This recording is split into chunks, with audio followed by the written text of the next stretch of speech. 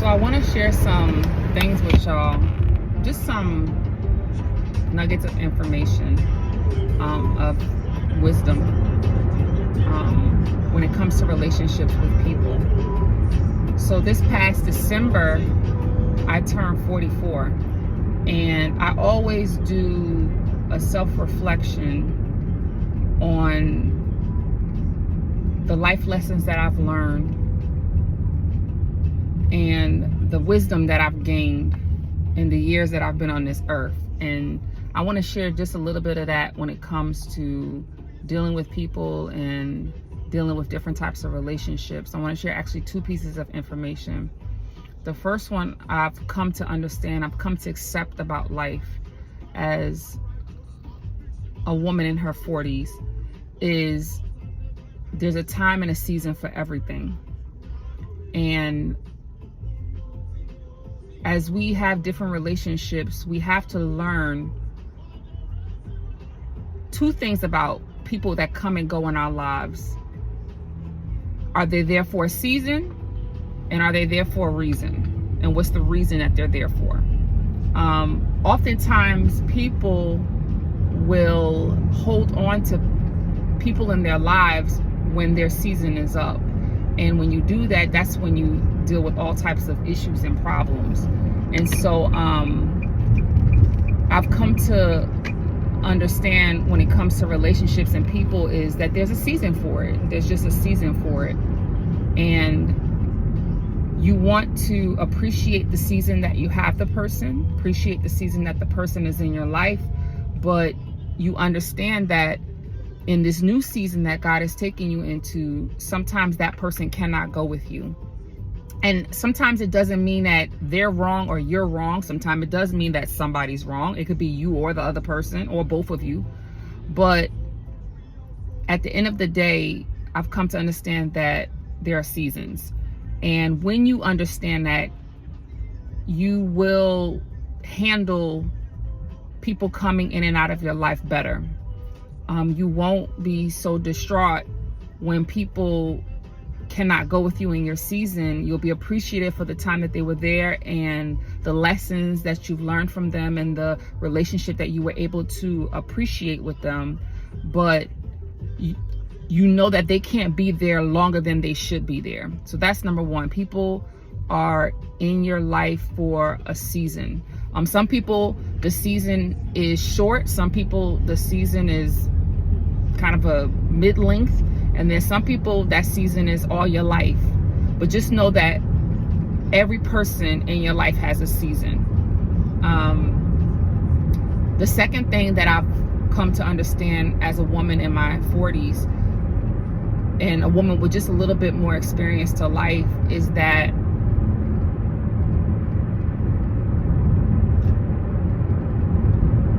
everybody you cannot click with. You don't click with everybody. And it doesn't mean that they're wrong or you're wrong or they're bad or you're bad.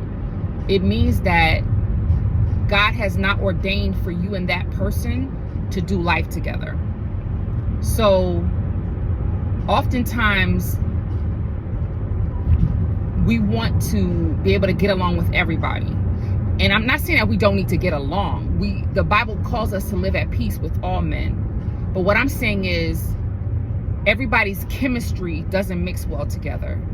And there's a purpose for your life, and then there's a purpose for their life. And sometimes your purposes don't align for you guys to walk together. The Bible says, how can two walk together unless they agree? And God may have you going to the right and that person to the left, and you guys are trying to force a relationship or force a connection when God is saying, I don't want that connection to happen. It's not because you're bad or they're bad. It's because where I'm sending you and where I'm sending them and the journey that you're on and the journey that they're on, you guys are not to walk together. And so we have to understand that principle of life, because we'll get upset if we kind of don't see ourselves clicking with certain people. And we feel, there's some people who feel like they have to get along and, like, I'm talking about, be friends with everybody. And that's a dangerous thing. One, because everybody is not your friend on the inside in their heart, and everybody's not operating in the spirit of friendship. Some people operate in the spirit of backstabbing and frenemy, but also you're just not called to walk with everybody in life. And that principle, honestly, y'all, has helped me tremendously when it comes to not forcing things to work. There are people that are cool, and like when you see them, you're like, oh my gosh, they're mad cool. But you know, outside of your casual encounter with them, that you're not gonna be having this deep, intimate relationship with them.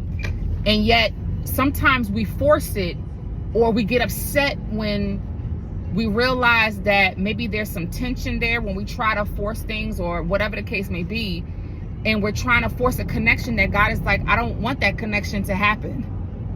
And so for me, I've come to a place to accept and understand that. I come to a place to accept that if it is of God, it's going to fall into place. You guys are going to make the connection that you need to make, and it's going to fall into place how it needs to fall into place, and you guys are going to be able to walk together. There was this young lady that I love her to death, and she is an awesome woman of God. I'm talking about an awesome woman of God. And I thought that we were going to do some things together, some ministry. We were going to do some things together, and the Lord literally moved this woman out of the country. He moved her out of the country, and now she lives across on the other side of the world. Do we still keep in touch from time to time? Absolutely. Do I still love her? Yes. Is she still a woman, a mighty woman of God who God has plans for? Absolutely. But it just shows me that God is like, I know that y'all love each other, and I know that y'all want the best for each other, but I have not called y'all to work together in this season. And so I had to come to accept that. And I'm accepting that truth more and more. And when you do, it puts you at peace. And it kind of,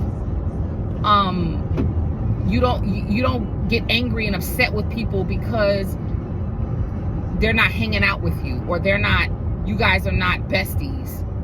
You got to be careful about wanting to be besties with everybody. You cannot be besties with everybody. If you notice, Jesus ministered to countless thousands of people, but he only had 12 disciples. And even within his inner group, I think he only had like 2 or 3.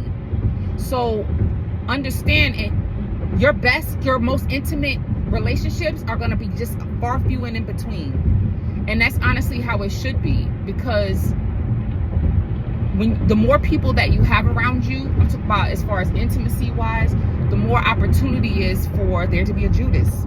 That's just the God honest truth. And so we have to be careful. There are times where God will actually allow a Judas to be in our life. But you notice, again, going to his inner circle, there were no Judases in his inner circle.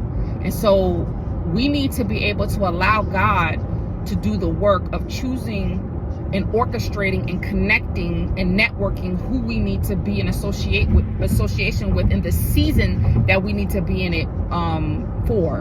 And so if I could, like I said, share this nugget with you all, it would make life so much easier, and it would help you to be able to transition in and out of relationships with grace and with humility and with appreciation, accepting people and accepting whether you guys are meant to walk together in that season or not meant to walk together, or that season is over. And so be blessed, pray and ask God, Lord, who do you want in my life in this season? And whoever you don't want, Lord, let us not be holding each other back. Let us be humble enough and trusting enough to put that person in your hands so that we both can do the work that you've called us to do. So I just wanted to share that with you all. Be blessed on today. Love you. Talk to you soon. Bye.